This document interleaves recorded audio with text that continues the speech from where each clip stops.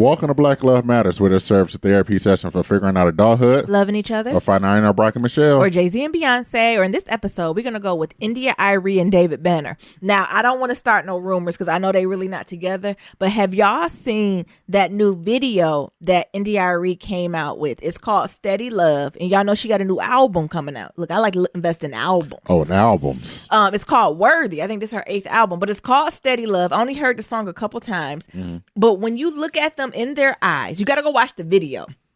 It's been a while since I've been truly invested in a video, but this, when I say it's hitting, it's hitting. When I tell you they black love, they black love. Her skin's radiant. His skin's radiant. His lineup's on point. I like the little sprinkle of salt and pepper on the top of his gray. I like the story that they're telling. Kissing, falling in love. It smells like the whole thing is like cocoa butter. Trials and tribulations of fertility issues. Navigating through that. Fighting, love, and fussing. I just loved it. I loved it. Miriam, did you watch the video? No, I didn't. What? Why not? Because. Click it. Okay, let me see what I got. He's not a slave to his pride. He's giving me love. Go see the video though, y'all. So it just looks like C.R.E.A.M. Not He C.R.E.A.M. touches my Ava heart. has wrote it. Now Filmed it, and it's beautiful. Okay, that's enough. Oh, We can't pay India. What do you think about that? Come on, David Banner. they look fly. That fly. That color, yeah. The way, But realistic black love fly. Way is lit, yeah. It almost look like Nero Nyambi. Like realistic, and no shade to any of the celebrities or like other visions of black love we have, right? Because we know we're not a monolith. We present it in so many varieties of ways, but it's something about the way India and David Banner did it in this video. I felt connected to it. I was like, if I had to choose a box, I would like to choose that box. Like it just felt so natural, right? Like I feel like her body just looked natural. Like I just see myself in her. I see Nero in him, and it was just like, thank you, this is good. So I just appreciated it, and it was, I don't know. So for y'all, if y'all just need a little bit of smile as we're about to head into Memorial Day weekend, and like the why don't we fall in love weather? Like let's do the steady love weather because this is a mood. Why? What are you doing, Nero? People can't see it. I know. I just got it playing in the background, baby. What? I can do this since I got the mixer now. So why you talking and shit? He's gonna drive me crazy with this mirror. So what do you think about it? Well, you say you ain't see it, but from what a little bit you have seen. Oh, it's fly. The way it's lit. Yeah. I think just the way it's lit. You keep talking about the way it's lit. Because they do us dark skinned people wrong on these cameras. Yeah. But they got the red tones on her and everything. You know what Beyonce say? Don't you put no blue light on no black girl. Yeah, don't do that to Beyonce. She do be talking about them blue lights. And how you get them off me. Right. They got the red light on her and everything. Or the orange light. It's just glowing. David Banner been going to the gym. Yeah. Nigga did. Just enough realistic going to the gym. Right? Anyway. Y'all check it out. C.R.E.A.M, David Banner, Steady Love. Look, the song is good. Yeah, it is. I ain't gonna lie. It's C.R.E.A.M, right? So she always come with vocals. But the video touched my spirit. Like, the video needs to be a new sitcom that's coming up. Like, they had a wedding theme. I wanted to be there. I was invested. Our invite was in the mail? I'm hoping it was in the mail. Anyway, who is you? I'm Nero. And I'm Nyambi. And this is episode 251, y'all. Damn, we didn't get y'all niggas 251 episodes. 251. It is Shout Out Friday. So be sure to leave a 1, 2, 3, 4, 5-star rating and review on Apple Podcasts and on Stitcher, and follow us on all forms of social media at Black Love Matters. That's black with no K. What's going on with you? I actually don't have many updates. Like, well, the first thing was I didn't realize Memorial Day was next week. Me either. Till like my team started looking at me like we had a project. I was like, oh, team, can we have an ETA of this Monday? And nobody said nothing. Everyone just kind of looked at me. Look. And I'm like, what the fuck is wrong with everybody? And they was like, Nyam's Memorial Day. Like, do we need to have it? Could we get it done Friday? I was like, oh shit, hell no, Friday. No, we'll work. Look, think about this Tuesday, Wednesday. So it kind of snuck up on me. It makes me a little sad though, like, because I feel like I need a barbecue to go to. Yeah, we don't even have a barbecue pit. I don't know if our complex even allows anything.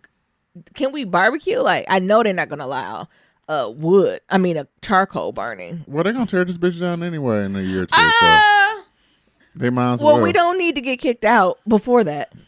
Burn down, tear down. What's the difference? They're gonna do some deconstruction. Boy, I don't know. It's poor propane, but I don't know. Ribs on a propane grill. That sounds like oppression. I don't. You know, you can do a lot of stuff on a propane grill, but ribs is one of them. I can do chicken, sausage, hamburgers, even steaks. But ribs, I gotta have that smoke ring to it. You gotta soak it in some you gotta have those wood chips soaked in there. That still ain't the same. Like, I feel like I'm about to put some ribs in the slow cooker in the oven and just do like baked ribs instead of. Oh my God, Jesus, no! Instead of putting them on like, what did the propane do? Cook them, baby. But it's not going to be any smoke flavor when you cook on propane. This is how not connected I am to the propane. I've never grew up on a propane grill. I don't even know how to turn it on. My family has always had them big barrels. What's them called that you buy on the side of the road? You can't even buy them at the store. Yeah, it's a charcoal barrel. Do you know, like, what are those called? They're like old oil canisters, like oil barrels. Yeah, like everyone in my family has always bought like an oil drum, and that's what we barbecue in. Like, I just had to get to a certain age where I was realized that white people really go to Home Depot to buy. I said, "Oh, y'all niggas don't buy y'all barbecue pits off the street from the side of the road." How does that work? And it only comes out for a few months. Who is the people who make it? Why don't they make them? Why don't they go into business? Why you got to do it on the side of the road? Shiesty. Because the colonizers, you know how they be. They'll take your ideas and everything. Well, they got the white barbecue pit. I'm learning it's called the Big Green Egg. That's a few hundred, like high hundreds, maybe $1,000. And that's the closest thing I think we got to the oil drum. But them oil drums want thousands of dollars. No. What was it, a couple hundred? Shit, I bought one for $75. That cheap? Yeah. So honestly, I just don't even know what that means. Like, and I'm not a fan of liquid smoke. Like, it's in my cabinet. I can count the times I've used it. 0. It's literally probably been in my cabinet for years. So I don't know. Like, do we just go to the barbecue spot and buy a couple slabs of ribs and eat on it? It seems so counterproductive, though. The thing is, you still get some smoke. It's not charcoal smoke, though. Because the thing is, it gonna be crispy? Yeah. Because the thing is, like, do it even got holes in it? When I think of propane, I think of like George Foreman grills. No, baby, it's not a George Foreman grill. Whenever I think of propane, be like, I'm cooking on the propane. No. I'm like, you might as well just cook on a George Foreman. There's still a fire there. They should cook on George Foreman. But the thing is, they have like this metal thing that goes over it, and the thing is that the drippings fall on that metal like catch. Yeah. And then like the drippings like create the flavor. Like the smoke from the drippings. Like a rotisserie. More or less. That's what's happening when you do the charcoal. It's just the drippings are falling on the fire. It's something about that smoke. It's something about charcoal. It's something about when you lift that hood up in your whole clothes. Like when you barbecue, you have to change clothes later that day. Mm-hmm. That's how it should be. Yeah. So I don't know. I'm missing that a little bit. So we need to figure out what we're going to do. Also, we got some family coming in soon. So I want to take this weekend and do some planning for them too. So I can be, in order. Mm-hmm. Anything else? No. Oh, one shout out. Did y'all see Lena Waithe and Halle Berry on Jimmy Kimmel? Lena Waithe was like the host on it. Oh, really? And she was serving realness. I loved it. It was amazing. That's what's up. Like, it was just there, just black girl magic, black woman magic personified. And I absolutely love it. That's all I got in here. What's going on with you? Did y'all see that trailer for The Black Godfather on Netflix? What's that? I ain't heard of that. So it's the documentary about Clarence Avant, who they consider the Black Godfather. I've never even heard of him. What's his name? Clarence Avant. Avant? Yeah. Avon? Avant. Oh, A-V-A-N-T? Okay. Yeah. Uh-huh. So he was like this music executive. They consider him like one of the most influential legends in the black community. And so they got Barack Obama talking about him. Barack Obama came out and did an interview. He ain't talked about nobody. Barack said, exactly. Barack said he was the OG. You got Bill Withers. Did he give him a couple dollars? Bill Clinton was in there talking about how he was the OG. Oh. Yeah. He influenced in presidency. What the scandal is going on? I know, right? And so that'll be out on June 7th. I didn't even know about this man. That's what I'm saying. Why didn't I know about Clarence? Me either. Avant? Was he married to a black woman? Let me look it up. Look it up. Well, I'm interested because I love anything black culture, black awareness, and it seems like he was a stand for just black people. Yeah, he was the all blackness. The thing is that Snoop Dogg know about him because he allegedly he got Snoop Dogg off his case. Got the right lawyers and I'm sure it's more than lawyers, honey. Yeah, I'm sure there was definitely some deals going on. So even the trailer, they be like, "Who is this black man?" Godfather of black music. Yeah. Huh. They call him a godfather. He 88 now. Yeah. And he lived in Climax, North Carolina. Mm-hmm. Oh, I don't know where I've been. Me either. Yeah, it looked like she married to Jacqueline Avant. Oh, we're gonna do them as our or. Oh, yeah, she black. Oh, She black? Wait, I can't tell. Oh my God. Wait, let me pull her up. I'm just gonna give y'all a little bit of the trailer. I gotta do my research. I'm just gonna give y'all a little bit of the trailer because they be like, "Who is this black man?" Coming up, who is this guy that I keep hearing about? Who is he? there, but he was right there. Where was he? Record business, Hollywood, civil rights, anything that had to do with the rights of people. That told you everything you needed to know about him. He was fearless, man. Quincy Jones. Fearless. We needed to know him because he was the gatekeeper. He He was knew the everyone, gatekeeper. everybody. Oh man, he was too fly. One day, Who is this motherfucker? Why ain't nobody told me about him? I wish folks would have been told me about him. I've been would have reached out. Yeah. Child. Shit. Reached out. Naomi, you might need to call him. Just to have a quick conversation. Yeah. Who you telling? You get this Black Love Matters popping. I tell him I don't even want a fraction of your time. I don't need all of it, honey. I don't need all of it at all. Yeah, I'm gonna watch it though. It's June 7th. June 7th. Yeah, I can't wait. I'm watching it. Other than that, it's just a chill day. I'm actually glad it's Friday. That means it's the last day. I ain't got to wake up at 4 a.m. Mm-hmm. And just look forward to chilling. I don't know if the gym going to be open on Monday. I hope not. If it is, it's going to be some bullshit. You ain't asked yet? No. Why? Because I'm just assuming it's off. So you're just not going to show up? Yeah. Okay. Try the nigga shit if you like. Try the nigga shit. But I don't think gyms close on Memorial Day. What days do gyms close on? Christmas. Maybe Thanksgiving, and that's it. Motherfuckers. Because some gyms don't even do that, right? Because folks be trying to get it in before they go purge and do whatever they're going to do. Right. Yeah. So that's what's going on with me. You want to get some pillow talk? Yeah. What's the pillow talk? What's our first topic? You get All in the Family, the Jeffersons. Did you watch it? I watched it. You didn't watch it? I went to sleep. Okay. Well, I watched the live one. Did y'all watch it? It was decent. Y'all know how I always have mixed feelings about like All in the Family and the Jeffersons. It's because what's that man who created it? Leary or something? Yeah. Something about that white man. I don't trust him. And I don't know if something has came out yet, but just the thought that he created like the Jeffersons, Sanford and Son, and Good Times, all from his notepad seems to be a lie to me. Like it just, You saying? and I'm not saying it is. He might have, right? But it seems like it was an idea that was stolen from a black person. I'm not sure if I didn't even do that much research on him. He might have had lawsuits who did this, that it came out that he did, or maybe he didn't, right? Maybe he grew up in the hood and his best friend black. I don't know. He's telling stories. But whenever it come to shit like this, especially if we talking about in the 60s and 70s, like if we're thinking about the history of white people, do they really just out the goodness of their heart, like what out the goodness of their heart says to, we should have a variety of black people on television in the 70s depicting the black middle class? Never. From like a place of just love and warmth? Where'd that happen at? So I'm always leery about it, but I forgot the man who created it name though. I'm gonna have to find it. I'll Google it. But that's why I always felt a little weird about watching it. But I was like, you know what? I'm gonna do this. I think that Jamie Foxx did an all-out job. Honestly, I thought the All in Family was okay. Marissa Tomei, she did really good. But the rest of the casting was a little off. The guy who played Archie Bunker, Woody Harrelson, whatever his name is, could have been a little. You talking about Norman Leary? The guy who Norman Leary. I don't know, honey. I'm leery, literally. That's, I guess he's the creator. Look where he's from. Oh my God, Connecticut, even worse.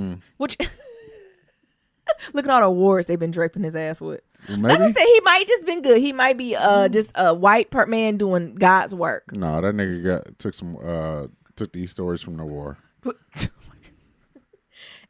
was I saying? All in the Family was okay. I definitely thought the Jeffersons was better than All in the Family. But I had one cringe moment with the Jeffersons when Jennifer Hudson came on there and went from loud to louder. And some of the theme song of Jeffersons, I was just like, oh my. She sung it. Oh, you really fell asleep? I didn't went you? to sleep. See if they got it online. Like y'all know she did the Jennifer Hudson thing. She like, Oh, I said, oh, there go Jennifer. Like, and that just coupled with the era that she had the afro on with the platforms, and I was like, oh, Jennifer, just don't make it too shuck and jivey. Just be careful, sis. Right? But once we got through the song, like halfway through the song, I was clapping too. So that makes me a little bit happier. Oh, you see it, Nero? Oh, yeah. Yeah, go ahead. Like, listen. Like, is YouTube gonna make us listen to a commercial? YouTube got fucking... YouTube. Now singing one of the great TV Listen, theme how she be? songs ever, Grammy and Oscar winner Jennifer Hudson. I told you I was worried. I said, oh, shit. Listen. Well, we're moving on down to the east side. To that deluxe apartment in the sky. Look, and she walking through the set. Who just? I'm like, oh. To the east side. We finally got a piece. Does she be extra to you? What is it? Here we go. Grease don't fry in the kitchen. Beans don't burn on the grill. It took a whole And you hear the white audience clapping off beat. Look,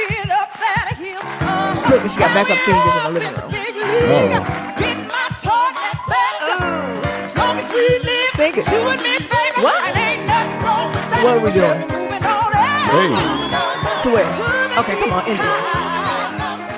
Oh, Nero about to play it all out. Oh, okay, I hope ABC don't come for your ass. Hey, they want to. Oh, that's that Loud and Louder. Did she just walk through the apartment? She went through the whole set.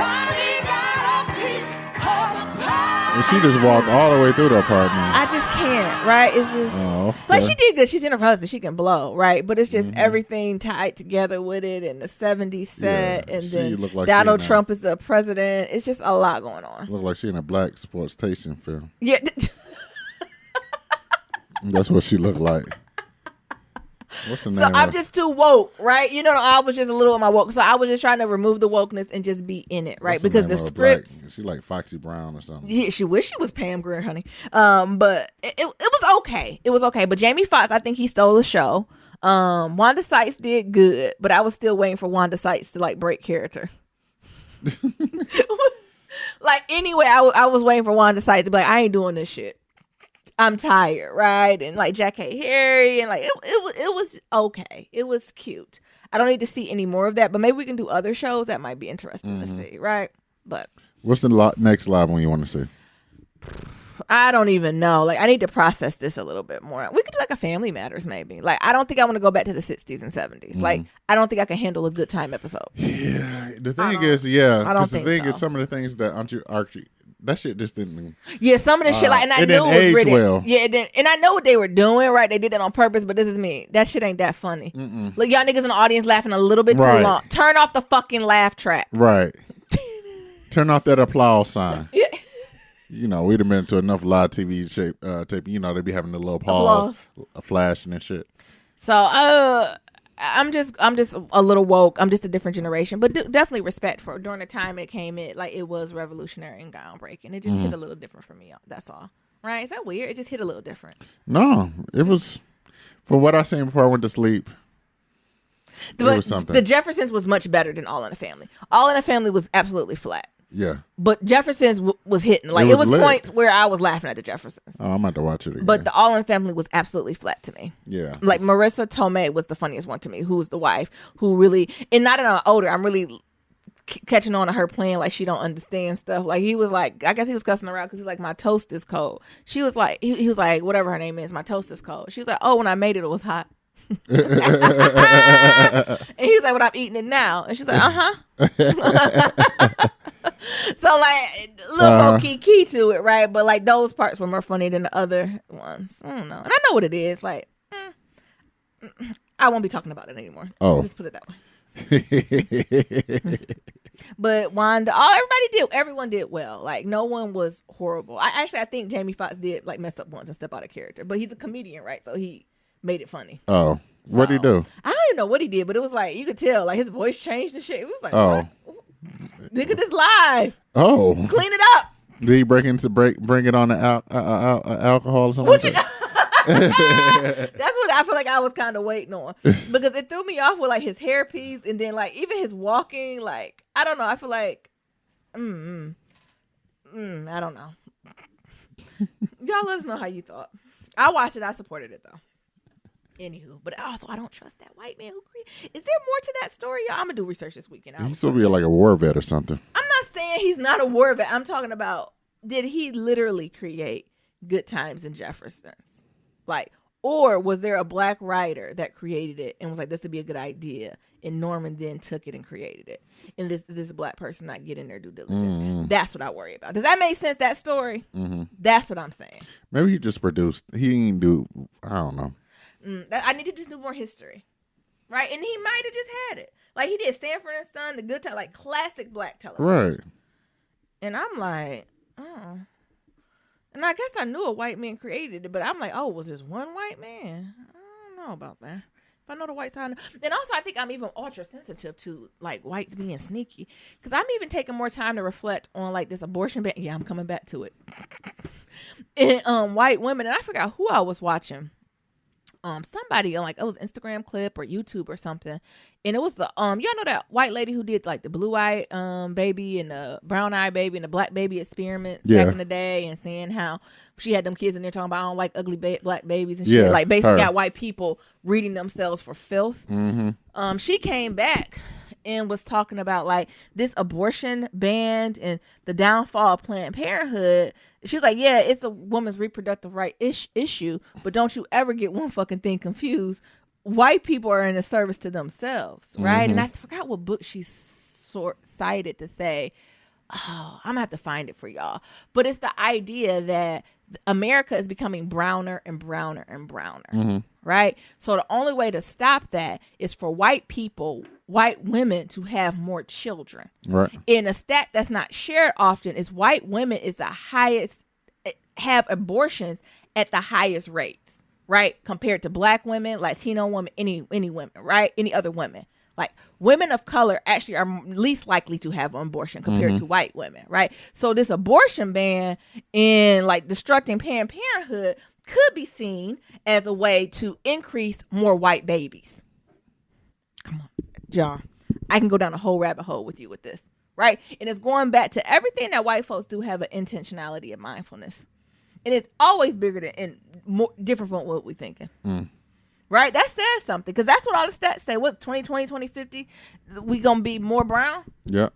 We're going to slant 51% brown to white in America? How do you stop that? How do you stop the folks from becoming more brown? Cut these. No, let me stop because I'm not going to be anti-woman. I almost said something. Oh. But you can have more white babies, right? How do you have more white babies?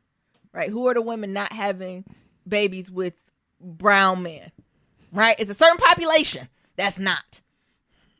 And that population is most likely to be at the clinic too. Okay? We're in line? What population is that, baby? I'm not doing this. But it's a certain population. Oh, I thought that's more likely to have these brown, blue-eyed, blonde-haired children. Oh. Okay? And that starting population also getting a lot of abortions. They really are? They are. That's Go figure. Yeah. It's hard out here for I mean, you could take this even further, right? If you even talk about going back to the Brown versus Board of Education, right? We're more segregated now than before then.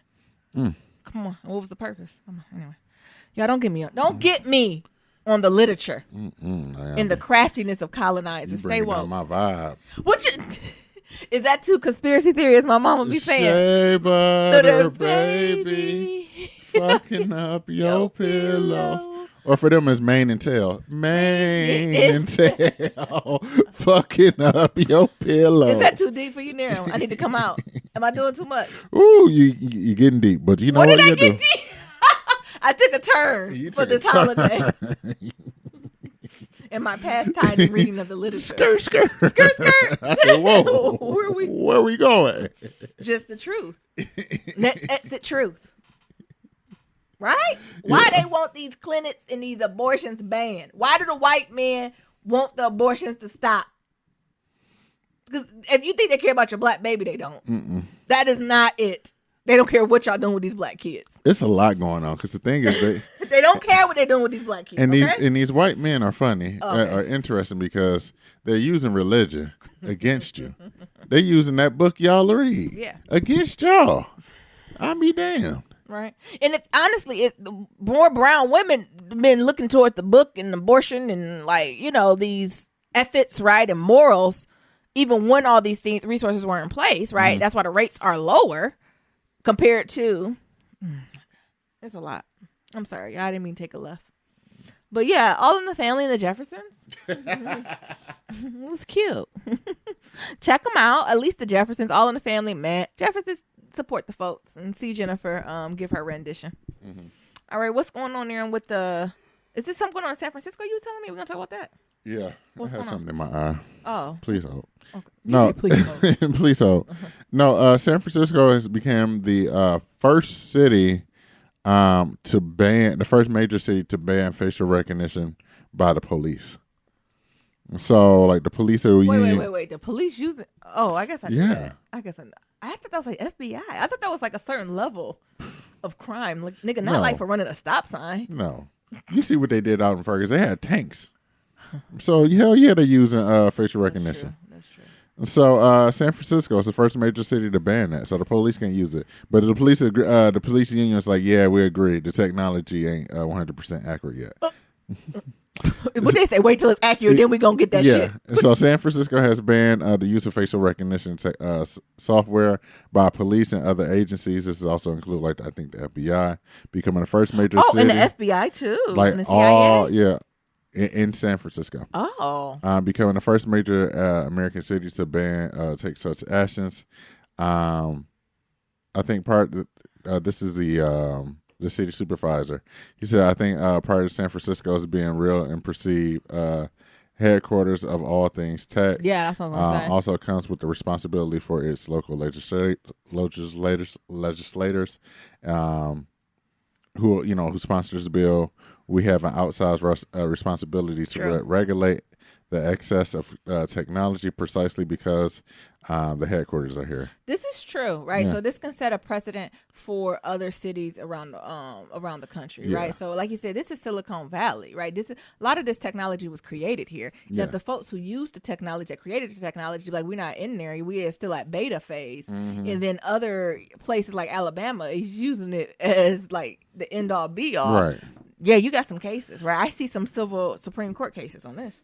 So, you got people And like inaccuracies. talking about this is ridiculous to deny the value of this technology and securing the airports and border installations. This comes from like a constitutional law expert from George Washington. So he knows nothing about technology, but he can read us the Constitution. Sir, sit down. I mean, but I even think because so much stuff of this is in prototype, right? I think about like some of the major tech companies. So what was it? Google had it where like their photos, if you just typed in black people, pictures of gorillas was coming up. Monkeys came up. So shit is not where it needs to be, right? Like it's Let me still. see if that still happens. Don't do that. I can't do it. My heart won't take it. They ain't did it yet. Let me see. Look, do Google got an email? Do they got a phone number? They're going to send to a Google Voice. Let's see if monkeys. Nope. Oh, well, blackface done came up. Oh, so white people when blackface came up. Oh, my God. Donald Trump came up. Oh, no, they weren't. Kendrick Lamar. Is he black? I don't know who the hell he is. I don't know who he is. Who's he black baby with these blue eyes? Oh, Black Panther. Donald, there's more pictures of Donald Trump and blackface This is not than the black best. people. This is you just type black people. Yeah, I just typed in black people. What the fuck? Type in white people. Oh, your search engine algorithm is gonna be all off. I know, right? Why is Chris Rock the first person that come up? I don't know. Why White is people. Why? Who is this black man? who's this black man? Who is that? I don't know. White rapper. Oh my goodness. There's These are not. It take 3 pictures to get to a white person. there's more white. There's more black people on the white people. Who is that? I don't know. Scroll down or up the other way. Who's that white woman with dreadlocks? I don't know. It says, "Dear white people with dreadlocks." Jesus. Okay. Well, there's still work to be done. If Google can't even get it right, y'all expect facial technology to get it You right? expect the police. You expect Gerald. You went to high school with a police officer to know how to mean? do it. Gerald don't know. Side chicks are getting in your Face ID with a picture of you, and you expect them to had a discernment, right? The and discernment of terrorists and shit. When people can get in your phone with a picture of you from Face ID, fuck out of here. Good for San Francisco. Another perk of living in the Bay. Like I do love the progression that we do see out here, right? And not that when we were in white ass New England it wasn't happening, but it just seemed a little more authentic out here. Yeah. It's data based authentic, where I think sometimes it's for front. Does that make sense? New England. I think people in New England is all about like progression as long as it's not fucking with their money. But San Jose still use it though. Really? They say, according to the Electronic Frontier Foundations, cities like Las Vegas, Orlando, San Jose, San Diego, New York City, Boston, and Detroit still uses the technology. Wow. This is something we need to be fighting against because that's really wrong, especially black folk. I even think about, if you're thinking about Apple or like FaceTime or any of these apps, you barely can see your black face. Like if you darker than a paper bag in these little what are they called? Video conferences. You ain't in the perfect lighting. You look like you just a ghost. Don't wear no glasses. That throw off the whole vision of your face. And if you a man or a woman, don't have no beard, right? Like these technologies aren't where they need to the point where they need to be. Oh, look. It's not like DNA testing. Other articles you might like. Amazon facial recognition tool used by law enforcement identify black Congress members as criminals. They also had it when, I don't know if it was Yahoo or what, where if you typed in like black names, they'll link you to like certain ads that's like bail bonds and shit. Yeah. Or they'd be like Keisha Smith, check prison record. And you're like, what the fuck? Who said she got a prison record? Compared to if the name was, I don't know, Blake. Let me see. No, because I don't do want that. those ads. Please. I need to go ahead and get back on my VPN. Yeah, go ahead and do that. But no, that's good for San Francisco. It's at least one step forward. Yeah. I wish it was the whole Bay, but not quite there yet. It'll get there. Eventually, it'll push it down. You gonna talk about this? Yeah. So you had the Wu-Tang Cash documentary. rules everything around me. Cream, get the money. Dollar bill, y'all. So yeah, I don't know if y'all seen the that's the song. The Wu-Tang documentary on Showtime. I did it. I haven't. You did. I forced you to watch some of it. Yeah. I don't know. You continue to talk to Wu-Tang. I think I might have an unpopular opinion about Wu-Tang. Well, go ahead and say it. Say it now. Nope. No, let's get it out the way. I like the Wu-Tang Clan. You okay? But I do like the music. Their music do sound similar. Y'all not gonna roll with me and say that the Wu-Tang does not have a unique sound. It's a very Wu-Tang sound. And all their, I feel like I can play their whole album, all their albums back to back, and it sounds the same. Okay. What is this unpopular opinion? Come on, break it on down. I just I understand what what Wu-Tang stands for, and I love how they stand for the community in themselves. But I don't know. I just feel like they actions and their words just don't be in integrity with me all the time. Like what? Pick something. You tell me. Go ahead, Niram. You go ahead. It's a gut feeling. It's just like something here. And I know niggas love Wu-Tang Clan. I know niggas love the Wu. Niggas are still wearing their stuff. They be making the swoop sound. People love the Wu. And I am a fan of them. But some of they shit, my God. Go ahead and talk about more of them down there. So it was a documentary that came on Showtime. It was I think it was dope. It's a 4-part series. It talked about how Wu-Tang got started. Pretty much the rise and fall of Wu-Tang within 4 hours. I think one of the other cool things about it, before I get into the meat and potatoes, is how they filmed them watching the documentary and their actual reactions. Oh, is that to what that was? certain things. Yeah. So they was in the theater. Oh, I thought that was just doing Love and Hip Hop. No. So they was in the theater Confessional cam. watching the documentary for the first time. Oh, that is creative. I thought it was literally the confession cam. Someone asked them a question and they answered it. No. Interesting. So I thought that was very creative. I thought that was dope as hell because you can see their initial reactions. When they fucked up. They was yeah, that was dumb. You can see in their eyes, we really fucked that up. Mm-hmm. And when some niggas fucked up and they was yo, that shit was whack. And you can see the nigga picking his fingernails in the corner. But now he don't know he having quiet minutes. And I think that's what it is. Some of the stuff that explicitly happened, folks leaving Wu-Tang, the stuff with ODB, some of the stuff, it's wait, you niggas say you about community and family and doing this, but your actions are reflecting the exact opposite of that. Mm-hmm. So what the fuck is going on? Right? Yeah. What the fuck is going on? It was almost no one had, and I'm sure hindsight is amazing, right? I'm sure they're cool now, everything's great, but it's y'all didn't see these fucking patterns. Everybody thought they was Beyonce. And it was always power, and I think whatchamacallit and his brother said that the power was always in Wu-Tang Clan being together, right? Because if we're gonna talk air quote most successful, who was that? Method Man. Method Man. And he did all right, right? But the power of Wu-Tang together, Was that? Was, tenfold that. Go ahead now. So, like, I just thought that was interesting, as well as, like, how they came apart. How Wu-Tang was invented. Like, it was from, like, and also, like, how most of these niggas are, like, related. Yes. So, like, the RZA, I think Jizza, and Old Dirty Bastard, and I think Ghostface Killer are, like, all, like, cousins and brothers and shit. It took me a long time to realize RZA and Jizza was different people. I thought it was, like, alter egos of each other. No. When I was younger. People were like, yeah, RZA my favorite. They're like, Jizza my favorite. I'm like, they're the same nigga. They not. When I was young, I was a baby. Do you know the difference now? Shut up. Yes, I do. Like, I'm going to meet them. Wait a minute. It's two of y'all. No, but, like, even how, like, they came up with the name Wu-Tang and things of that sort. Like, it came from, like, one of the most deadliest swords. And it's like, we're going to come together with this group and form, like, the most deadliest niggas in the city, in Staten Island to get going, right? So, talking about that and, like, how some of these niggas was already in the music industry but had, like, failed careers. So, like, the RZA and the Jizza, they both was in, like, the music industry, got fucked over, and there's like, we can do this shit better ourselves. I think another thing that I really liked about it is, like, they showed, like, how I would say, like, religious they were, more or less. Like, most of these niggas was like 5%ers. That's it. That's why I forgot my point. Like, this 5% thought. Mm-hmm.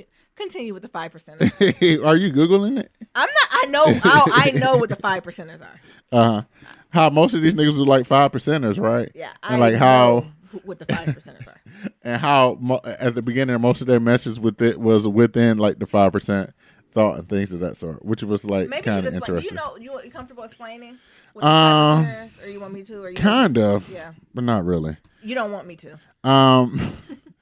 What I know about the 5%ers, or what I remember, is that the 5%ers came from this guy who was under the Nation of Islam, and he felt like he can do a better job than Elijah Muhammad. Yeah. So he went on and created his own shit, was called the 5%ers.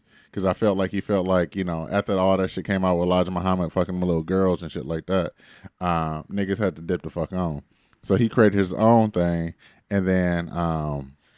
and he had his own messages and teachings and things of that sort. I'll tell you what the Google say, and I'll tell you what I say. So the founder, his name is Clarence 13X, founded in 1964, Harlem, New York. It says, God, the black men, and the 5%ers. The 5% nation believes that 10% of the world knows the truth, and those elites opt to keep the 85% of the world ignorance. Those left, the 5%, are out to enlighten the world. So it's basically niggas who think they know the truth, and they try to tell us the truth, right? Mm-hmm. And I think that was my dichotomy with the Wu-Tang Clan, right? So y'all all these 5%ers, and you got the knowledge, and they the type of niggas who will go around like, what up, God? Like, what up, my God? Like, right? And I get it, right? Like, because it's a form of respect and saying this type of stuff, right? But you can go around and say, what up, my God, right? But you ready to kick niggas to the curb, right? Nobody having conversations with folks. Y'all niggas is drinking, doing drugs, doing all types of ridiculous shit to women. Like, what? That's what the God do? Get the fuck out of here. Mm-hmm. The 5%ers are like cousins of the Hoteps. Sorry if 5%ers are listening. That is a hot take. God damn. How many women you hear are 5%ers? I don't know. Exactly.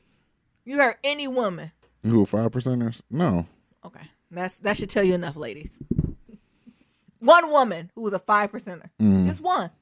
Who's a self-proclaimed, not niggas who say, right? Because that's the other thing the 5%ers try to tell. They try to tell you who the other 5% that people don't never self-identify. Mm-hmm. Any women. And like the tendons, I get it, right? Yeah. So it's knowledge, wisdom, understanding, culture, power, like equality, God, building a community, like, bro, I'm for that, right? Mm-hmm. But the execution of it is some nigga shit. And I'm not the one. And I'm sure the Nation of Islam feel the same, honey. They got to, I'm sure the NOI got... What Farrakhan got to say about 5%? I don't know. Somebody should ask Next him. Interview question. Y'all stop asking about Americas and throw hit Farrakhan in the throat and be like, well, what about the 5%ers? What do you think about the 5%ers, Farrakhan? Oh, he an old man. He pull out his rag and he start Not the rag that they use for the sweat and snot. Yeah, he pull out that rag and he look. Oh my! Here. That's the rag, and he hitting his head. And then he blow his nose and put it back in his back pocket. Oh, and that's when the old school, I think about our grandfather, when they just repeat the same word, 5%. Woo! 555. Are you out of your mind? Stupid. That is just my uneducated opinion. But I think that's the point I have, where I'm like, y'all preach these things. You preach that you are the gods and you're here to enlighten us and lead by example and do these things. And I'm not saying you have to be perfect, because no one's perfect, but can you at least be 25%? Like, Go ahead. I'm sorry. Go ahead. So, I'm done. Like I said, I think it was a very interesting documentary. You know, it showed the rise and the fall. I think another thing that was cool about it is they showed like these niggas writing and laying down cream, and how it was like 15 niggas in the booth to one microphone. Cash rules. Everything around me. And how, like, you know, there was like, yeah, Method Man always had the best choruses and things of that sort. And like acronyms. I mean, just as a culture. That's our pastime. And, you know, I think another thing is how they was talking about how, like, Old Dirty Bastard was like this genius. And Naomi was like, this coon ass nigga wasn't no genius. No, he wasn't a genius. Was he a creative? Was he a light to those? I do believe that. Genius is a stretch. And then, you know. Was he a light? Was he creative? Do I think he loved everyone around him? Yeah. But it really just showed how it was just a bunch of niggas doing some shit, didn't know what the hell they was doing until the shit popped off, right? That's where it really came down to. Like, and I think that's where my inspiration came from. Like, it was just a bunch of niggas who had a love for something, didn't know what the hell he was doing. Like, oh, you know a little bit about marketing? You know how to sell dope good. Why don't you be our marketer? And that's all niggas saying, that's what's up, God. That's how one of the niggas was like, I didn't know shit about marketing, but what I knew is how to make it. I know how to sell dope. And you create a demand for it. So that's what I did for Wu-Tang. I mean, smart businessman. So I just hired niggas to go into their, like, I go in there and try to sell them the album, and they didn't want to buy it. So I hired niggas to go in there and be like, yo, you ain't got that new Wu-Tang shit? Yeah, and just, I mean, the original influences, right? One of some of the earlier influences from the 90s and 80s, right? Yeah, so, like, taking it back to, like, the whole street teams and things of that sort. Yeah, and the guerrilla marketing. Yeah. And I think the thing that really, like, that really fucked it up was the downfall of the Wu-Tang, right? They was on concert. Who the hell they was on concert with that white band? Who was that white band? I'm trying to say Slipknot, but maybe not. But it was a white popular band. And 90s. Then they had Summer Jam, and they had Puffy and Mace up there, and then these niggas got all mad. And then who was that? Ghostface Killer went on there and say, fuck Hot 90. Was it Ghostface or ODB? It was one of them niggas. It feels like an ODB move. I think it was Ghostface. And I do like Ghostface. Never mind. And then Ghostface had a moment. He had a moment with them robes. Why he was wearing robes? That's his vibe. Oh, okay. You remember that nigga had that big ass falcon? Was it a falcon? I don't know what that was made out of gold. That was a pigeon. He got from Staten Island.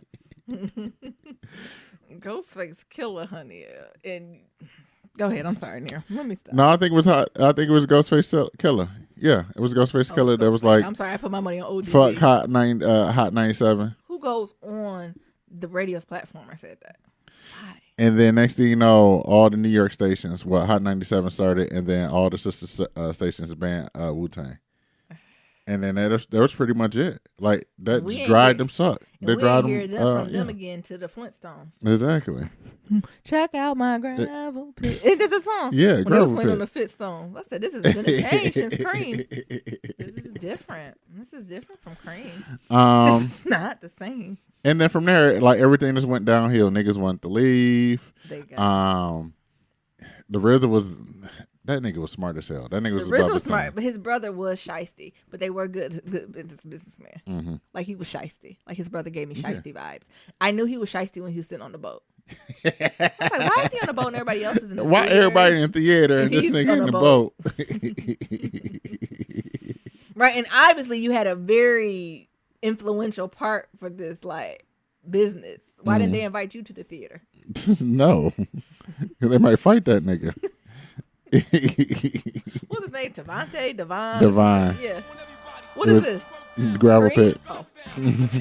You're not just gonna have that playing in the background. I don't want this in the background there. Y'all remember when Wu-Tang came back? Back. Yeah, this was the shit though. This was on Flintstones though. That is not what brand. Oh, Wu-Tang and Flintstones. yeah. Check out my gravel. Oh shit. You remember when they was playing with them? They dressed up like they had what's it called? Tubble Rock or what is it called? And they had on all some dinosaur clothes. And Yeah. shit. They was trying to look hard. Yeah. In the cartoon. Can we talk about? Oh, did you say how they got banned? Yeah. And then everyone left. Can we talk about ODB and his demise? Can Oh, we talk 'cause about ODB and his woman? I think Oh, I what was turned her it off. name? Oh my god. What was ODB's wife's name? You know, I I need always- to give you a long ass name like that so you can remember. No, you will not. Right. I think it goes back to this 5%, right? And she's like, he gave me a purpose. And I remember he just told me to keep saying this over and over. I said, what did she just say? Like, all that I can't get into. I cannot get into, like, when I think about the 5%ers, I keep going back to this, right? They really about, like, this idea. I think it's called, like, a supreme alphabet or stuff. And, like, these laws. Supreme mathematics, baby. Okay. Just kidding, you right. Oh, thank you. It was just really strange. And like his relationship with his mom, it was something not connecting there. Like I didn't like how when everybody kept seeing ODB fuck up.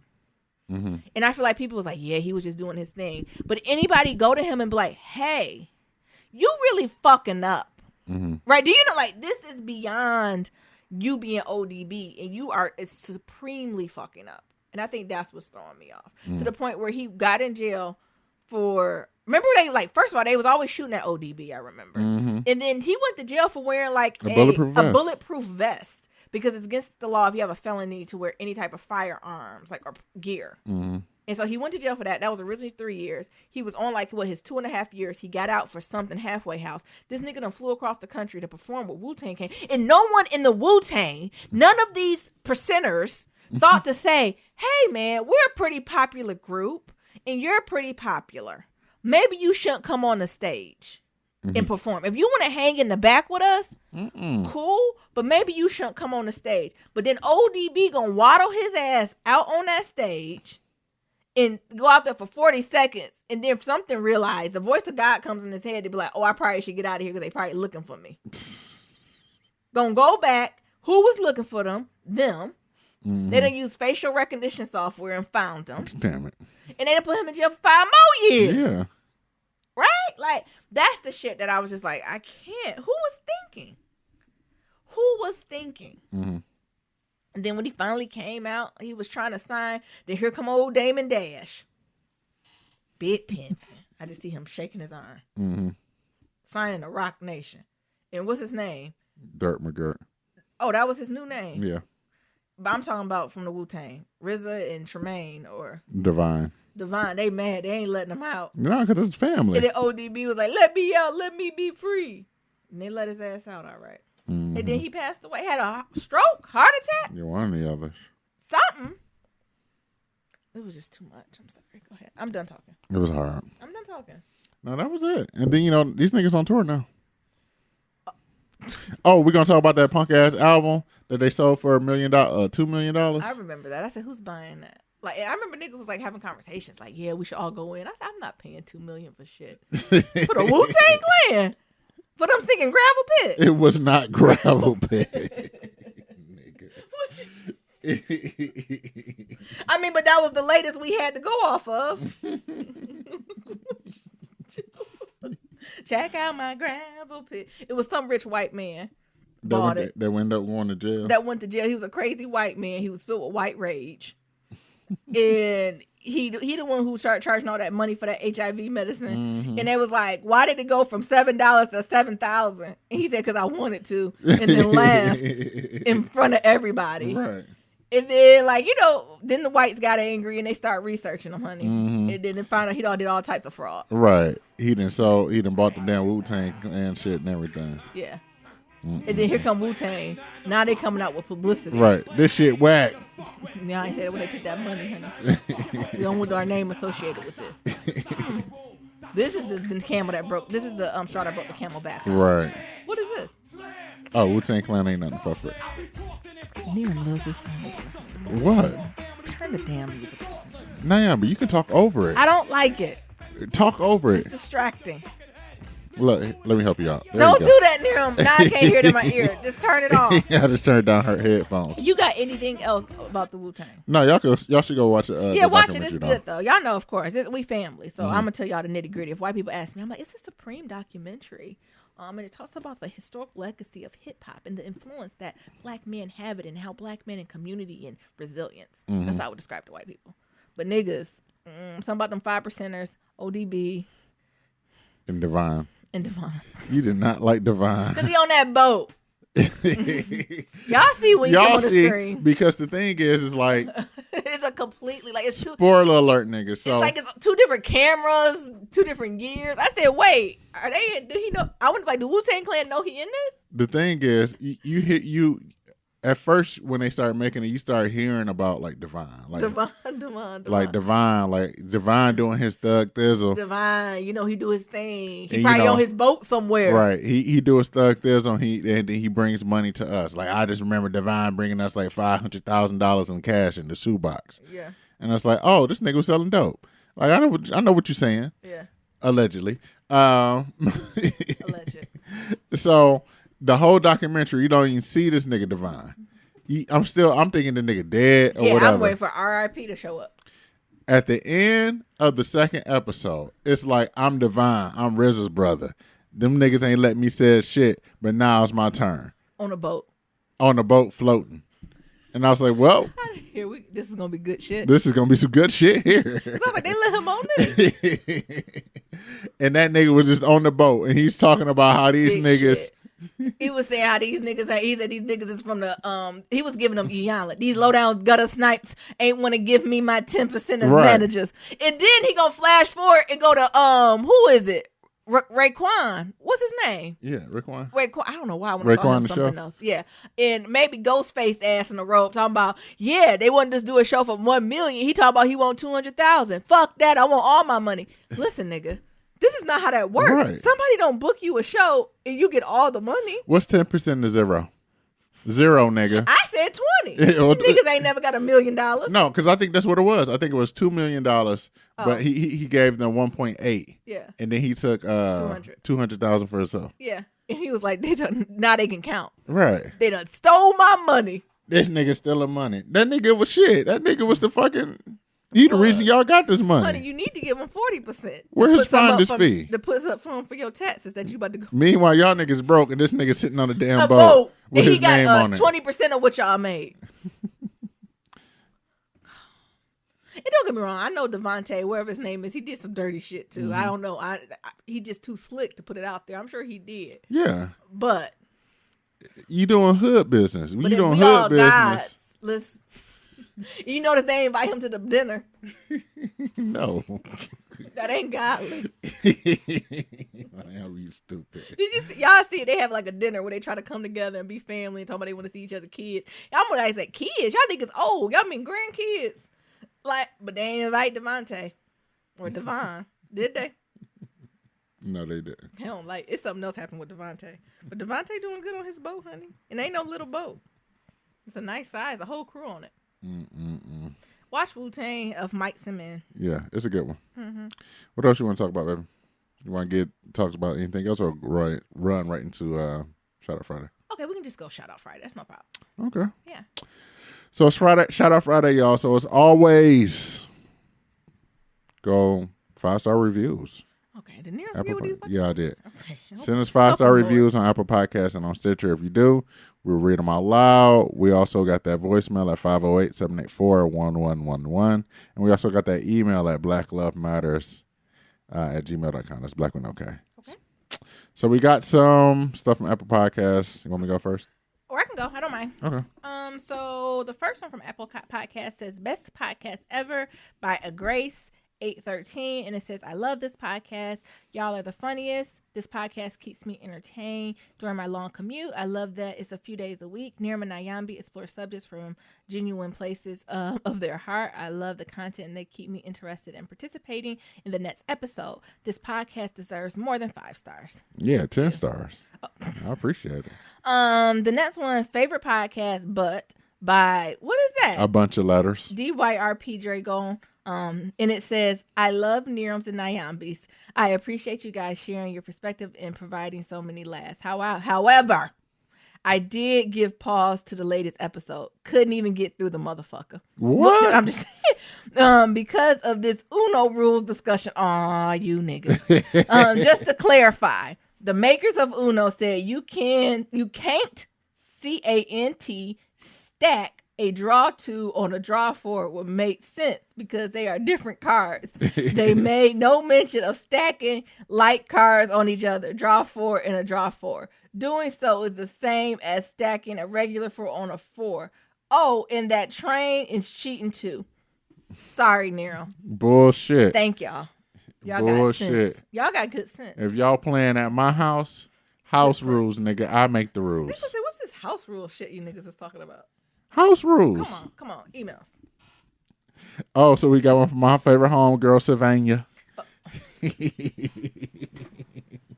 they see you, Nero. When they see you and run up on. I got these hands. Yes. Whatever you want. Subject: sex, Uno, and foolery. That's basically what we're talking about. Just hey Nyram and Nyambi. Hey cousins. How are y'all? This is Savannah. See, she even know what it is. What? All these drawn out names.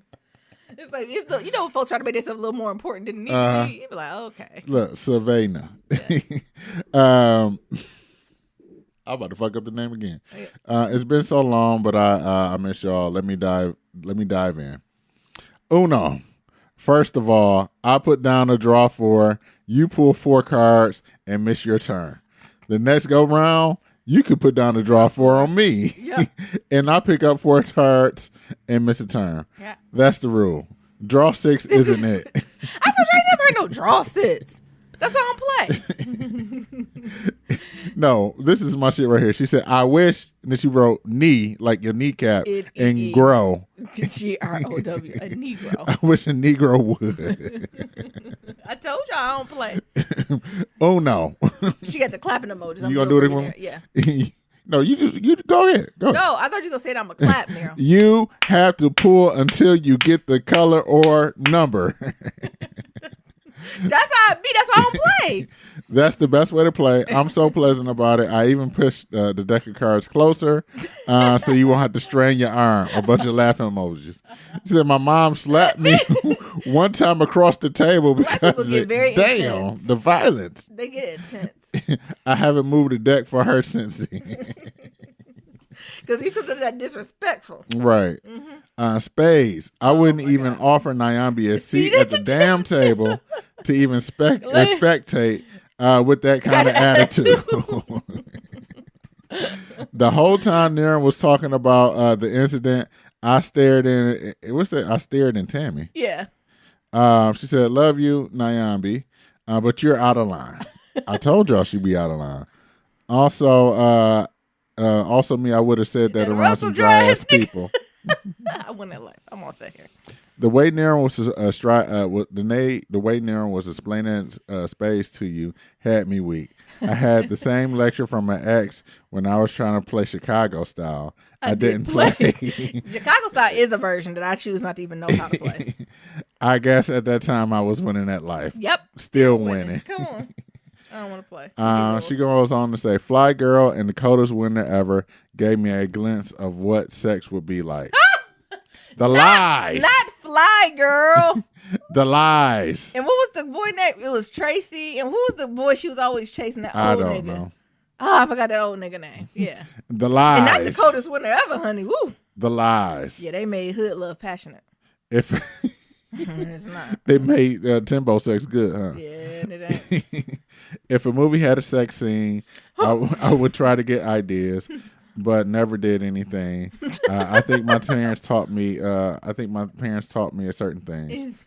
Said my mom threatened me instead of having a conversation with me about sex or anything in that neighborhood. I learned from friends, from my friends and doctor. I guess friends is a good space. When she found Paprika, which is her journal, she wrote in parentheses, my journal.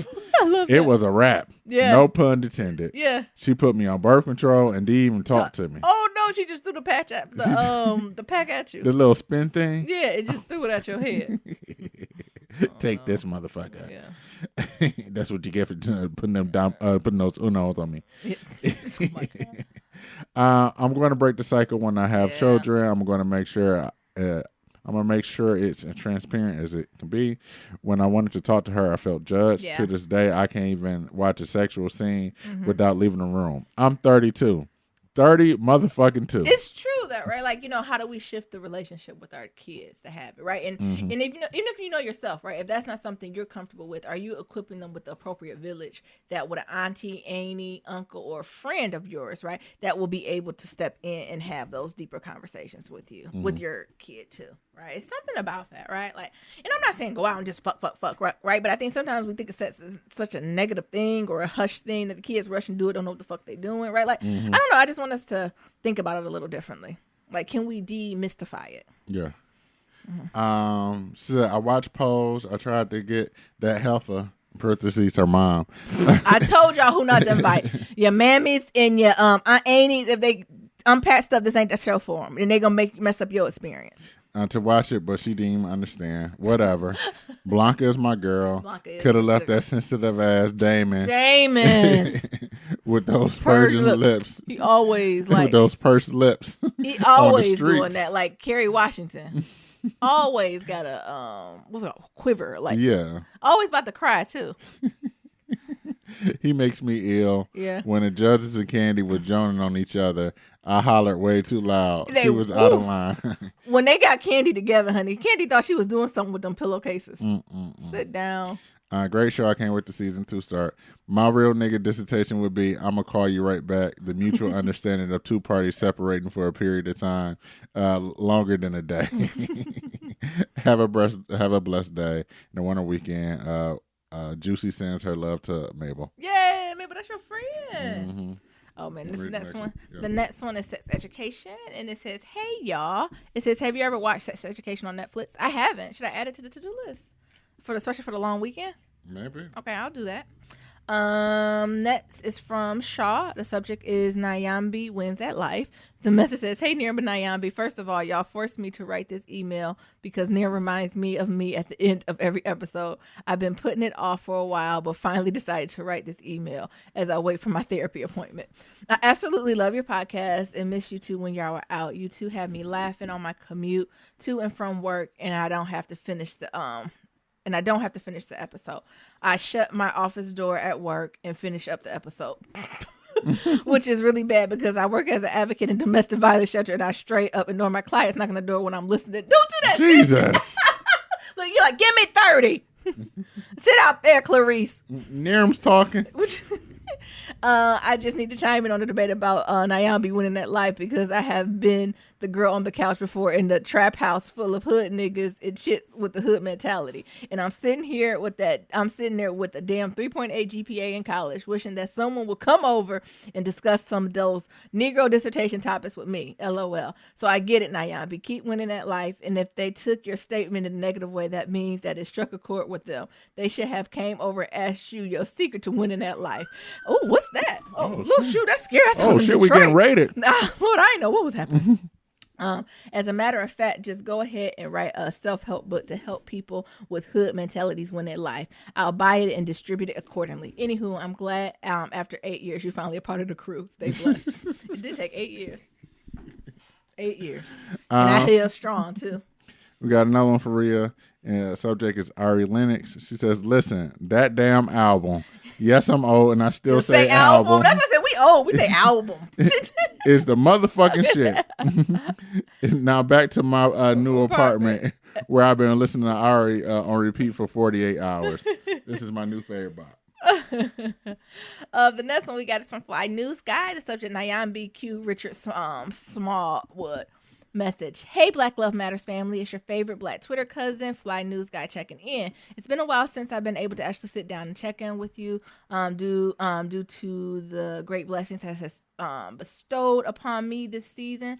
First major change with the career field as I've left Jacksonville, Florida, and made my way to Charlotte, North Carolina, and accepted a newly hired position as a multimedia photojournalist with this company. I ain't gonna say the company. You don't need to know. Congratulations. Shout out to you. Hey. I'm so excited for you. It's already been one hell of a month since I started on April 1st with the officer involved in the shooting. Yeah. With Mr. Dequarius Franklin, rest in power, and the recent college campus shooting at UNC Charlotte. Although these are tragic stories, I'm super excited that I'm back in the community that I love to tell our stories and how they should be told. I'm back in the top 25 television market. I was going to say that too, market, and more so the overjoyed happiness that I'm back around my family, friends, and beautiful Black people. Let's give God his total praise. Thank you, Father.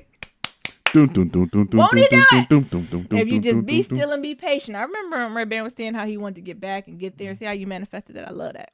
This is Fly News Guy. Yeah, that's. Oh, I'm sorry. Who did I say? Red Band. Oh, on a personal update, Nyambi, you'll be glad to hear that Miss Peggy might not be so bad after all. It all started when Granddaddy told me he'll be coming up to Charlotte to help me move. And of course he let me know that Miss Peggy will be riding with him. Then she done made the sandwiches, honey. I admit at first I wasn't too excited about the surprise trip, but I had to talk with myself and say, well, at least Granddaddy won't be driving alone or can split the driving time between the two. Long story short, between shopping for my apartment and Miss Peggy keeping me up to date on my granddaddy's health, she's all right with me. I even had the opportunity to treat them for dinner for coming to help me on such short notice. Now, y'all, with this downtime I now have, I'm off Wednesday through Friday. Ooh, I'm off Wednesday through Friday. Have y'all caught up on Black Monday? Shit, that was intense catch up, but I won't spoil it until I hear y'all shout out Friday. But good news, Showtime renewed it for a second season. What? Insert Black praise hands. Up next, the Chai. And did y'all know Emmett Jacob Lattimore can really sing? What? He can. Mm-hmm. I'm shooketh. Check out this latest episode, his latest project, Connection to... and it's R&B. I thought he was a rapper like on Empire. No. Vibes. Anyway, wishing y'all both the best. Love, peace, and nappiness. Fly News Guy. I didn't know Jacob Lattimore could sing. And if he could sing, I thought he would be a rapper like not Jamal. What's it? Or like Hakeem lying on. Like they just seem to. Hakeem and him seem like the same people. Hakeem the Dream. Yeah, Hakeem. What's his real name? Jazzy. Yaz the Great or something like that. Yeah, whatever. Him, and Jacob Lattimore. Well, at least Jacob got a full name. They seem like they're the same thing to me, and they're not necessarily. I'm gonna check them out though, especially if he can sing. Mm-hmm. And look, Fly News Guy, you say he can sing. Yeah. All right. You want to read the last one? Yeah. I put a poll on Instagram. You want me to read some of the responses too? What you say? You know our poll I put on Instagram? Oh yeah. Let me read the last email, then you do the poll. So the next one is from Happy Nappy. The subject is Midwest Family. The message says, hey, this is Happy Nappy. I missed y'all. First, let me say, Nyambi, you do be on Brandon head. LOL. Be feeling Brandon, not his bougie ass boo thing. Also, thank you for the plug on Ari Lennox. I heard the song before and I liked it, but I didn't check out any of her other music. I be losing faith in these new artists, but she is the shit. It's hope for the R&B and neo soul music heads. I'm glad you rested up. Hear from y'all soon. Peace, love, and hair grease. Mm-hmm. What you got? Was the responses from Instagram good? Yeah. What they say then? And so what was this? What are your Uno house rules?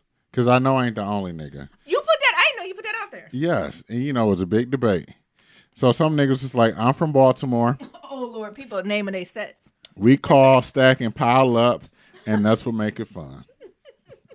Somebody said, I play like Narum. I thought that's how everyone played, and I'm from white-ass Nova Scotia, Canada. Is Nova Scotia beautiful? Or is it Vancouver? Are both of them beautiful? I don't know. So. This one says, definitely not the way the colonizers' rules say. Next one, stacking only cards that are alike, no draw two on the draw four, or vice versa. Also, none of this train business. I told you I ain't never heard none of this shit. I never heard a trainer stack. Learn something new. I love you guys. Somebody just said stacks on stacks on stacks. Okay. Somebody said draw two and draw four and draw twos, stack as well, and number train. What? That's what I'm talking about.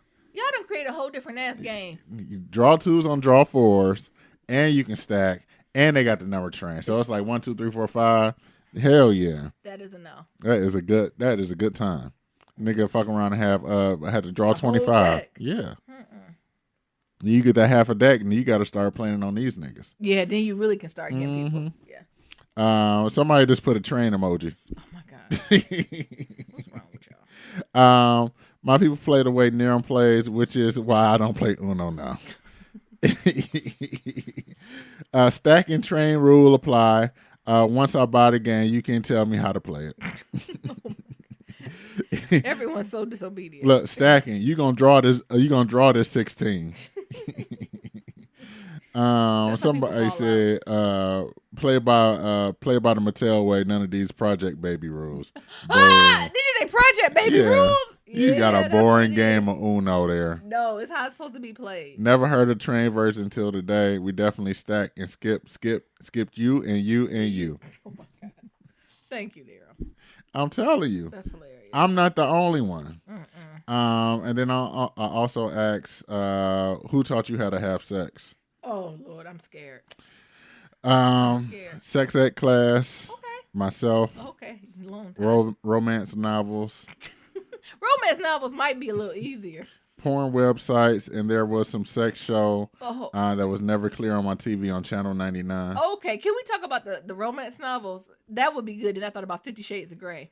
Imagine I know nothing about sex. and only thing you read is about whips and chains. It's 50 Shades of Grey. You be thinking you a dom. It ain't like I'm just trying to make out. Pineapple. What the hell is that? Safe word. They said Cinemax at the dark. Not Cinemax. Some of y'all old. Hey, yeah, them Skinemax. Have they even updated that, or is it the same shit no, from it's like Zane. the 90s and the 2000s? No, I seen it last time I was watching it. Oh, when was that? This one night. They had Zane in the background. Like they had the stories. Yeah, they turned like Zane stories into it. I mean, I don't know why I guess Beach. Porn is a little. Okay. Is there a black porn channel? No. Oh. Here, why you sound so because I am. Okay. My partners said my mother talked with me about sex as far as I can remember. Nobody. I found flicks in my granddad's drawers and would sneak to watch them. Somebody said trial and error. Ooh, that must be painful. Jesus. It don't go there. No matter what. Somebody said porn. Sneaking watching that old show called Real Sex. Oh, shout out on HBO. Yeah. Shout out. That actually was a little more educational. That probably was a good route to go. Yeah. My first boyfriend, we were each other's first. That could be either really fun or really bad. And black 80s porn. And we all wonder why we in therapy. Because we learned how to have sex from porn. Most of these niggas said porn. At least that's their truth. But I know it's the truth. But I feel like this needs to change. Like maybe we need to do some educational porn and slip it out there. I don't know. We got any voicemails? I'm not volunteering to do that. I know you ain't, but I'm just saying. Like, because most of these niggas is learning from porn. So you want to go in there like the grapefruit woman? Yeah. But not like that. You fuck around and well, not with the grapefruit. Not like, really do. Yeah. Like, what's that old white lady? Oh, I know what you're talking about. Like, you want to be the equivalent to her. Like, you want to be the black male version of that keeps it very, I don't know if professional is the word, but very neutral. Yeah. So we try to keep it neutral and stating the facts. I'm just sitting there. No fluff. Lay flat, honey. Spread your legs open. You see what this is? You see what this is, guys? This is the gateway. Okay, you've already used the wrong words. You need to use the appropriate anatomy. This is the landing strip to the vagina. Oh, that is still not the appropriate word. You just worry about your man parts. But I see what you're saying. Like, is there something that just kind of takes the, I don't know what the word, the awkwardness out, right? Yeah. That's something that's been socialized with us, though, like to be awkward. Yeah. Interesting. Thank y'all for sharing. All right, we got some voicemails. All right. Let's see here. Somebody sent us an audio note. Oh, okay. We love a good audio note. Dear Nyambi's Black Love Matter community, it's a mock-up. Oh, hey, really long-winded, so I'm going to try to keep this short. But I wanted to call in and ask people to please consider joining a diet bet. So I've gotta done go 8 this diet bets bet so shit far. again. I've lost some, but I have went over $150. I want to share a little Look, bit more now niggas' information ears about how poke it up. works.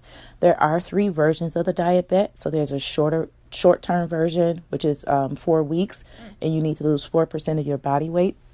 It's called the Kickstarter. There's a transformer, which is 6 months. You need to lose 10% of your body weight. And there is a maintainer, I believe it's called. And that one is for a whole year. And you just need to maintain your body weight. So with each of those, you would pay to participate in the game. The amount of money that you pay is set based on the organizer of the game. In this case, it would probably be Nyambi, so she could set it to be a $10 bet. Okay, maybe we start. And as more people join to participate, the pot grows larger that you can potentially win. So you'll pay into the pot. You will weigh in by taking a full body picture on the scale and then a picture of what your weight is. The diet bet organizers will verify your weight. And then over the course of the 4 weeks, you just try to lose your 4% body fat. Now, not body fat, 4% weight. Now, Nyambi asked, what does that look like in terms of how many pounds? Well, I'm sitting at a clean 250 pounds. And so for me, that means I need to lose 10 pounds in that 4 weeks. Now, I've told you before, there are times I've been successful and there's times where I've lost. But it's totally doable if you are committed. And you can write on the wall of the diet bet game. You can post like exercises you did for the day, what your recipes were, what meals you ate. And other people can draw from that and be encouraged. And then at the end of the 4 weeks, you weigh out. Again, you submit photos and they are verified. And if you won, the pot gets split amongst all the winners. Now, Diet Bet does have a fee that they take out of your pot, but if everyone should win, they will forfeit their fee so that we can still get a payout. So I would want to do the 4 week. 4 week June is coming up. There's only one holiday, Juneteenth. Not everyone celebrates that, but if you do, maybe you'll consider having a vegan Juneteenth just to keep in alignment with your weight loss goals. But please, you guys shout out on a Friday, a Monday, or a Wednesday and let Nero's and Nyambi know this is something that we want to do as a Black Love Matters community. Get this weight up off our bodies, off of our hearts, so that we can live long, healthy lives and just continue to celebrate Black love. So I'm looking forward to seeing what everyone says. Peace out. All right. She about to make me come back on Memorial Day. Nyambi, now this is your thing. I'm not doing it. Why you not doing it? Because for me, this is not a weight loss journey. Okay. I said that and it's for me, times. it is very much. And so if you need a to weight get off loss this weight, journey. But I'm here to run marathons, and sometimes will you at least participate on the board with us? Will you give us? So if you don't, I'll participate. Would you at least give workout tips and like workout of the days for us? Y'all gonna pay me? No, nigga. Will you put it up there? I'm a certified trainer. Y'all gotta pay me. I'll talk to him, y'all. He'll participate in something for him. That's the thing. Like, that's y'all thing. I really don't want to perform. Like, I will go in there. No, nigga, we know you won't do it. Great. Will you give us exercises? Sure. There we go. That's what we need. Commitment. What else we got? What's the next voicemail? I give y'all something. I'll put a YouTube channel down. A YouTube? No, I want you to give us. Don't link me to the white woman. I'm gonna link y'all to all the white women exercises. Nia's sister, me and her, we have in common that sometimes we'll like turn on not weight loss, like workout videos, but instead of doing a workout, we sit on the couch and watch it. Y'all niggas. Now, we the only one, that has to be a thing. I've sat and watched plenty of workouts. Have you seen me doing there? Yes. And I say, what the hell you doing? Watching workouts? Well, why you ain't doing it? I just want to watch it. I'm gonna watch it. That's the first step. Why you eating popcorn? Come on. Who's our other voice? Why you eating popcorn? Because I'm hungry. Hi, Miriam and Nyambi. First, I want to say I've left my 5-star review. That's what's up. This is Jessica, kind of giving you guys a update as well as. Where you going? Oh. She ain't called back. Jess. What? Oh, it's like I'm hanging on. Jessica. Please call us back. Please call back. I want to know what happened. What's the update? What's that area code? Oh, it look familiar. Atlanta. Mm-hmm. Okay. Nero. What? Jessica in Atlanta, call back. You know who you are. What was this next one? Hi, Naomi and Niam and Mabel. I am a new listener to your podcast, and I just thought I would call and say I enjoy listening to you guys. You get me through the day at work. And I have a question for Naomi regarding, I work at a very good company, and I was an executive assistant. I moved up within, 9 months, but I have a question. I moved up due to my, I don't know what's the word I'm looking for right at this moment, but because I'm a go-getter. Yep. You're hustling. But I was wondering, Naomi, how would I go about creating a career path for the admins that's coming in and the admins that are here? I talked with HR, and they said they don't have anything for admins, but I know they have things for other professions like accounting, marketing, and things of that nature. I'm not sure what the process would be or how we get started, but I would like to start some kind of plan to present to HR to maybe they can improve on the plan, but just something to get out there to get started. I listen to your show every day. Hopefully you get my message and you will have a good answer or maybe head me or lead me to where I need to be. I am joined a lot of professional groups, so I've sent some emails out to some of the people that I network with to see if they have something similar in their company, and if so, maybe I can piggyback off of that as a start. You hush, Mabel. You see, I'm on Shout Out Friday. She cut off. You got to call back, sis. No, I mean, what I hear is like, so she's like an executive assistant, like she's moved up. So I'm assuming she like the head of all the executive assistants, and she see there's no professional development or like just upskilling of executive assistants. No, I think you're doing a really good job, sis. And HR is a good place to start, but usually what I found out, HR ain't gonna do that shit. You might have to do some grassroots stuff. What I would first start, like one option is to see where get you some buy-in, right? So us as Black women, a lot of times we work in isolation. So I encourage you to find a group of people that you can work in collaboration with. The group of people, I would be selective with it, right? So I would have you there. I don't know if there's another executive assistant that's a little bit more tenured than folks who've been there. It's always that one OG who's been there since the beginning of the time. So I would go find that person too.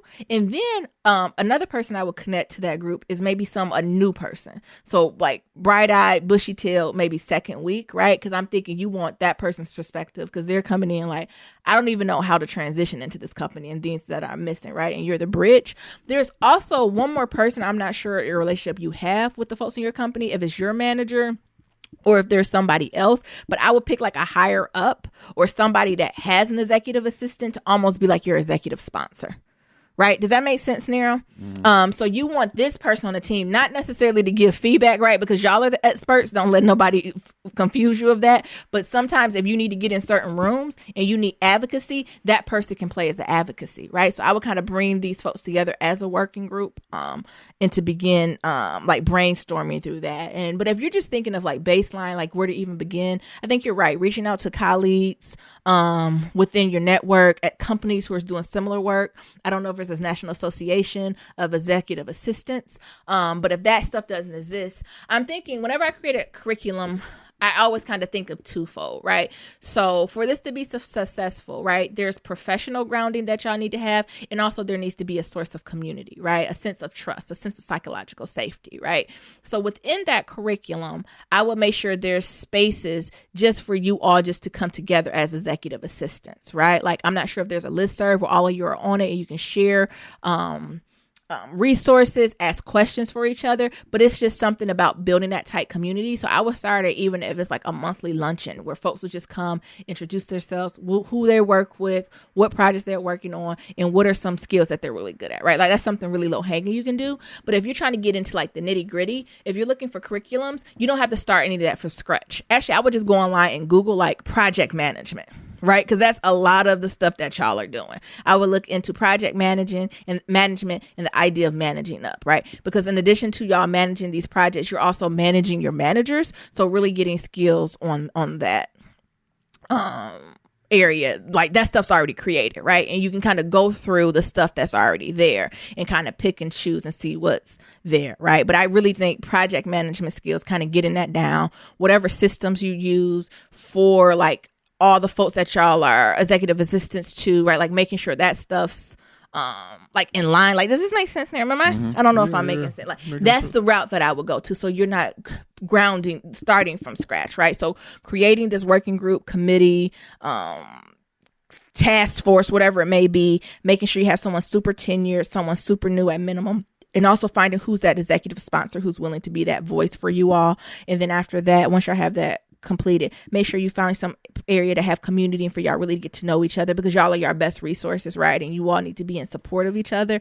And then once you kind of have that, then you move on to more of those other skills. So really breaking down project management skills, right? So what does it mean to project manage, right? Do y'all have like documents or workflows that are already in place for your company? And also the second idea of managing up, right? So I can imagine all the folks that y'all manage aren't created equally, right? So how do how do you navigate through having a micromanager? How do you navigate through autonomy? And how do you work through that space? So how do you work through just the company, right? So I will look that up. Actually, a lot of these tech companies out here, if you just Google any of them, so like Facebook, Instagram, Twitter, Oracle, Google, a lot of their executive assistants have very detailed curriculums. So I actually would look in the tech field to see what's out there for that. Like, I want to say they even have like summits where all the executive assistants come together and talk about how, one, they can work together as a community, but two, how can they make their process more efficient